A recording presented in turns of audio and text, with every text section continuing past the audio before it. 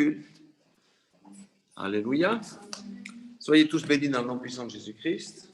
Aujourd'hui, c'est un jour important, puisque c'est la Pâque. Alors, c'est un jour de mort, mais c'est surtout un jour de résurrection. C'est surtout un jour de résurrection. Amen. Jésus-Christ est mort, mais il est ressuscité. Alléluia. Et ça, c'est vraiment la bonne nouvelle. Vous avez vu, j'ai mis mon t-shirt. Hein? J'ai la paix, j'ai la joie. L'amour est au fond de mon cœur. Jésus-Christ est vivant. Parce que Jésus est vraiment ressuscité et il vit au siècle des siècles. Et il vit au travers de vous et moi, de tous ceux qui avaient accepté Jésus comme Seigneur et comme Sauveur dans leur vie. Amen. Alléluia. Et du reste, vous voyez, le printemps, c'est là que la vie revient sur les arbres. Au moins, la verdure commence à revenir, tout ça. Pendant l'hiver, il y avait la mort. Pendant l'hiver, ça symbolisait le temps que Jésus était dans le tombeau. Et 3 jours, il a passé dans le séjour des morts. Et maintenant, c'est la vie qui revient. Alléluia.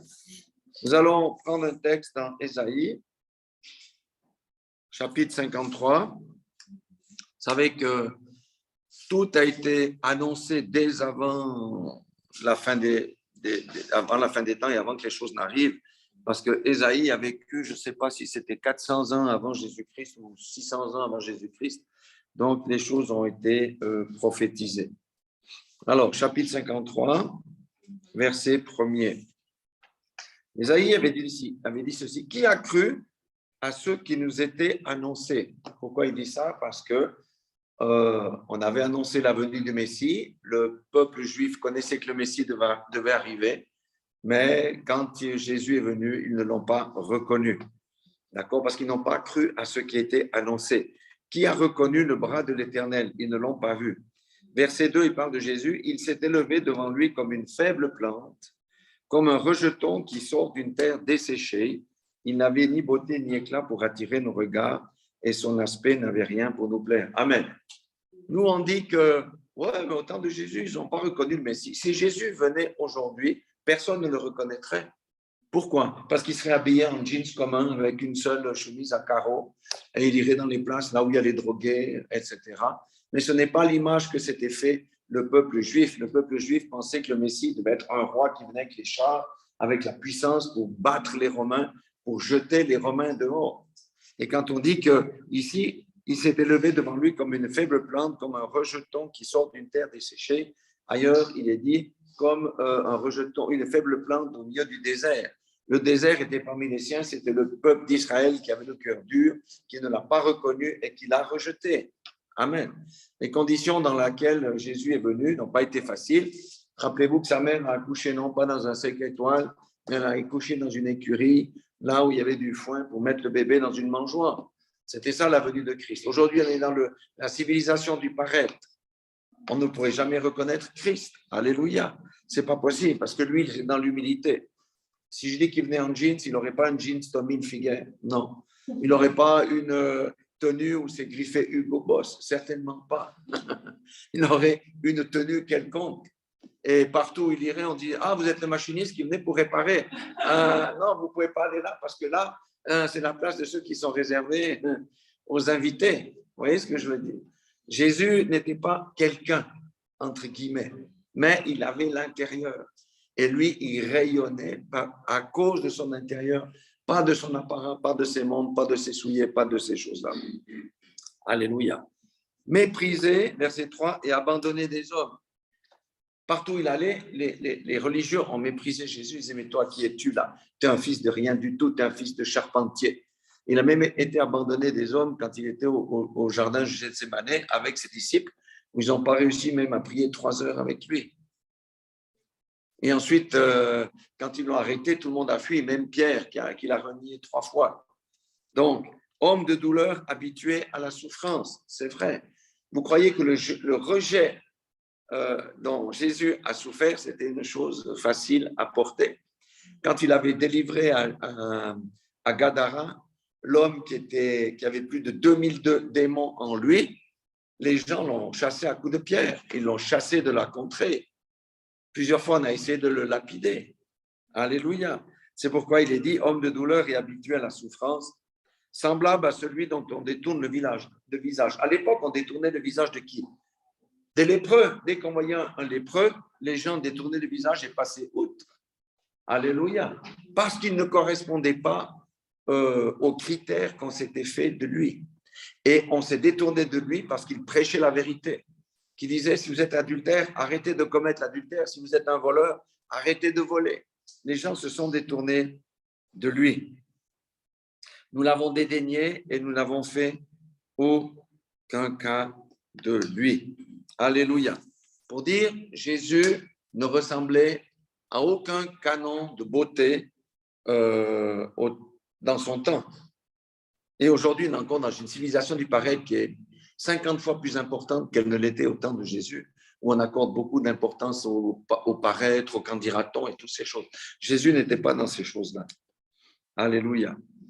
Et qu'est-ce qu'il a fait, Jésus, ici, verset 4?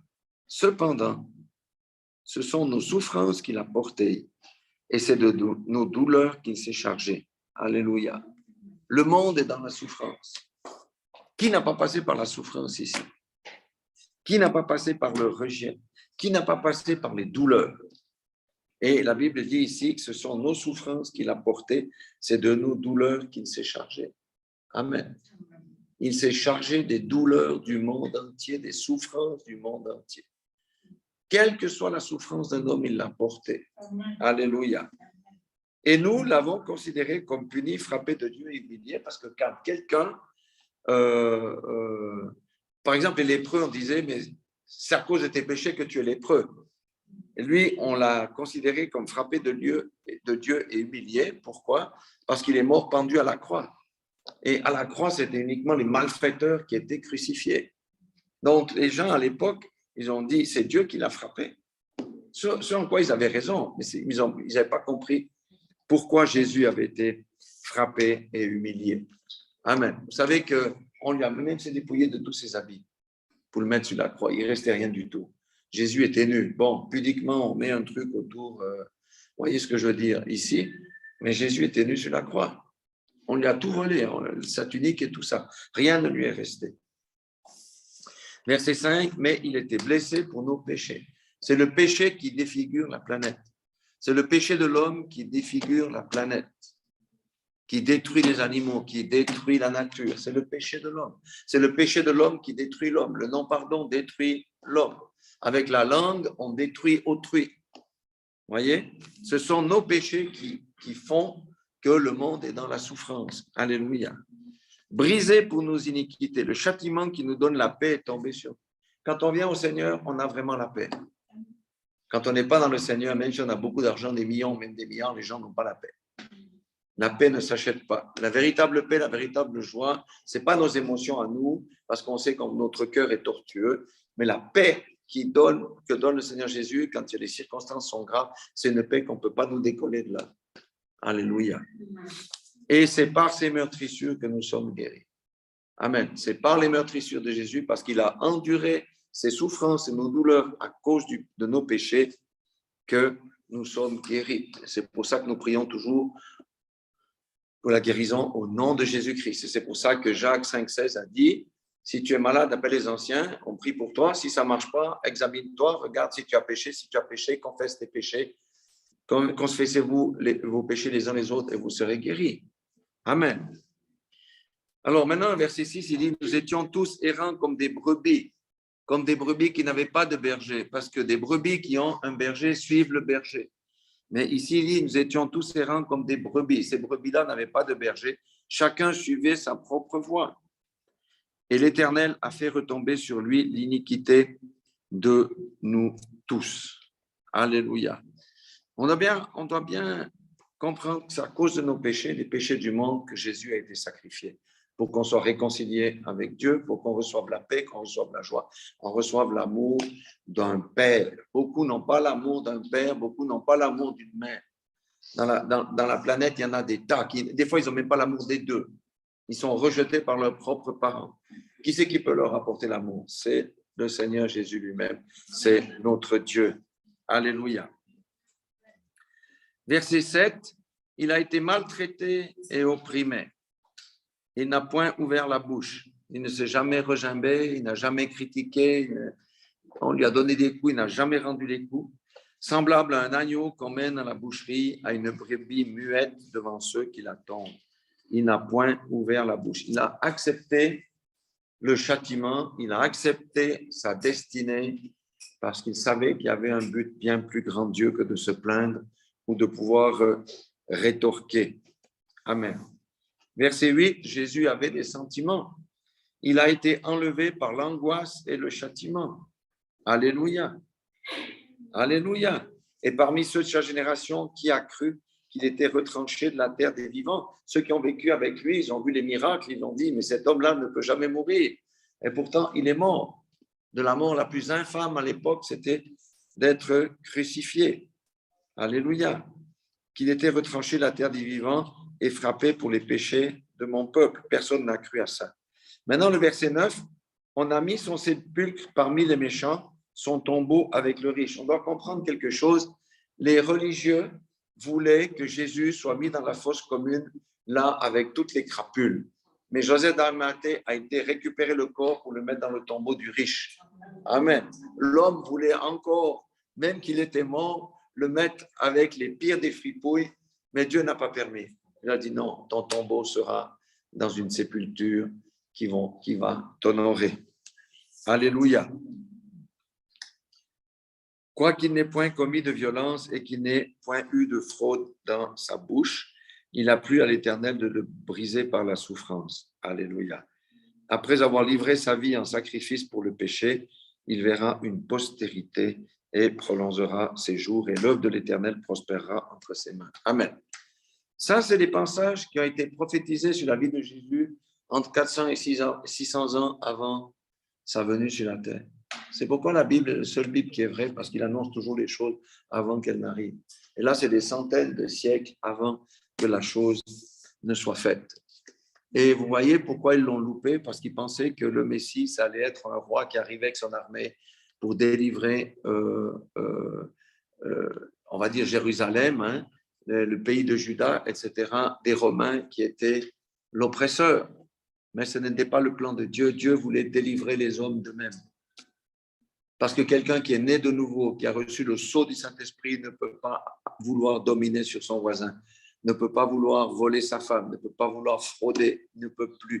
Ça a été délivré. Celui qui volait ne vole plus. Celle qui était prostituée n'est plus prostituée. Celle qui volait ou celui qui volait n'est plus un voleur. Celui qui mentait ne ment plus. C'est ça l'œuvre merveilleuse que Jésus-Christ est venu faire à la croix de Golgotha. C'est nous réconcilier avec Dieu notre Père, notre Dieu avec lequel nous entrons en alliance par le baptême et nous participons à la véritable vie qui vient d'en haut. Alléluia. Et nous considérons notre vie sur la terre, oui, ok, c'est qu'un passage, c'est tout, parce que nous avons l'espérance de la vie éternelle. Alléluia. Donc Jésus a fait des choses absolument incroyables. C'est quelqu'un qui a fait le bien toute sa vie et c'est quelqu'un qu'on a essayé de lapider. C'est quelqu'un qui n'a fait que le bien. Il a ressuscité les morts, guéri les lépreux, guéri les paralytiques, et on lui a craché dessus, on lui a arraché la barbe, on l'a fouetté pour ça. Vous voyez la méchanceté de l'homme. Mais pour tous ceux qui acceptent le règne de Jésus-Christ dans leur vie, il nous fait passer de ce royaume des ténèbres au royaume de la lumière. Alléluia.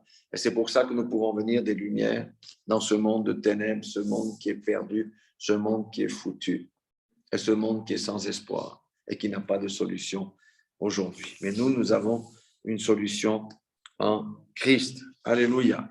Ça, c'était pour la Pâque, la mort et la résurrection de Jésus-Christ. Mais Jésus est quand même resté encore 40 jours sur la terre pour enseigner à ses disciples des choses qui ne sont pas forcément relatées dans la Bible, avant d'être élevé au ciel. Et ce que j'aimerais lire maintenant, deux paroles dans Luc. Luc, chapitre 1er, verset 74 pour la France. Luc 1er. On va prendre le verset 71 d'abord. Luc, chapitre 1er. Verset 71. C'est Zacharie. Zacharie l'avait prophétisé il a fait son cantique avant que Jésus effectivement ne vienne. Et il dit ici, un sauveur qui nous délivre de nos ennemis et de la main de tous ceux qui nous haïssent. Alléluia. Lui parlait d'Israël. Hein? Vous savez qu'Israël, c'était la plus petite des nations qui était haïe de tous les peuples qui étaient aux alentours et ils attendaient un sauveur pour les délivrer de ces peuples-là. Maintenant, comment ça nous concerne, nous? Nos ennemis, c'est nos ennemis intérieurs. Alléluia. Pour nous délivrer de la jalousie, pour nous délivrer de je sais pas, des impuretés, de la médisance, du mensonge, de notre méchanceté et toutes ces choses. Alléluia. Il est venu nous délivrer de ces choses-là. Alléluia. C'est un sauveur qui est venu nous délivrer des ténèbres qui nous habitaient, là où nous étions confortables. Il est venu nous délivrer de ceci. Et le verset 74, fermons la porte, parce qu'il y a du bruit à côté. Le verset 74 nous dit ceci,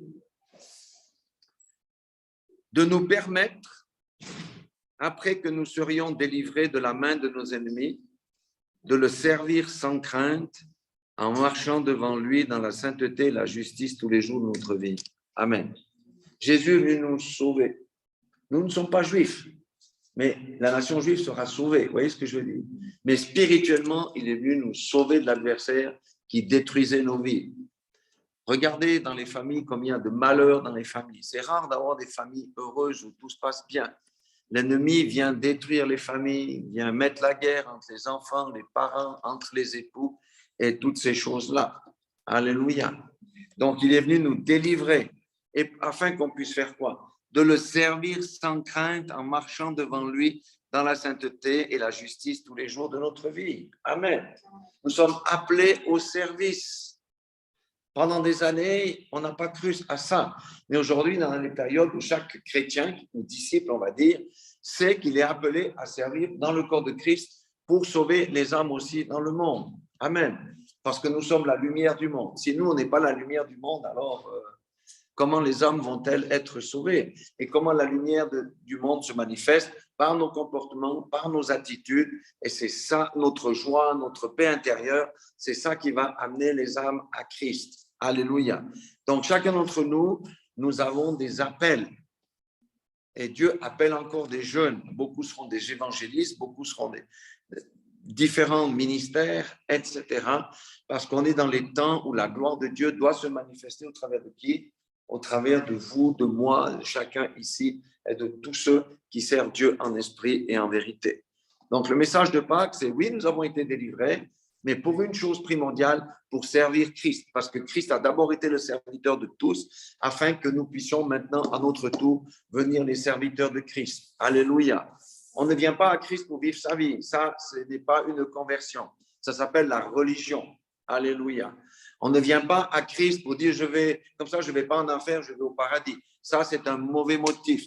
On vient à Christ parce qu'on change de vie, on passe des ténèbres, on vient à la lumière et parce qu'on a une mission à accomplir.